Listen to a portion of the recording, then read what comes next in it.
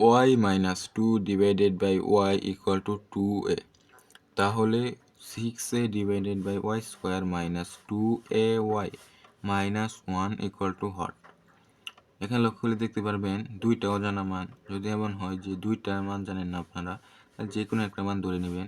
আমি এখানে এর মান ধরি, y যেহেতু দুইটা এর মান ধরলে সুবিধা, এমন আমি 1 ধরি, আপনারা যে কোনো একটা কিছু ধরতে পারবেন, সমস্যা নাই।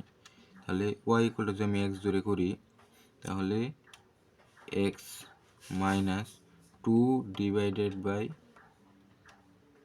x ইকুয়াল টু 2, এর মানে আমরা 1 ধরছি, তাহলে 2 2 হয়।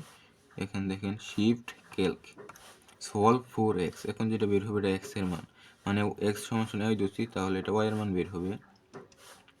এখন y এর মান বের হয়েছে, এটা যদি এখানে বসায় দিই তাহলে আনসারটা চলে আসবে।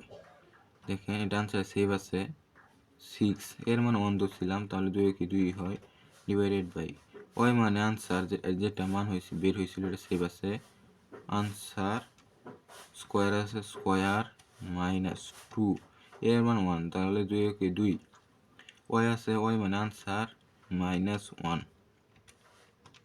6, এখন যেটা বের হয়েছে এটা y এর মান, এখানে y ইকুয়াল টু 6 এত আছে, তাহলে এটা আনসার।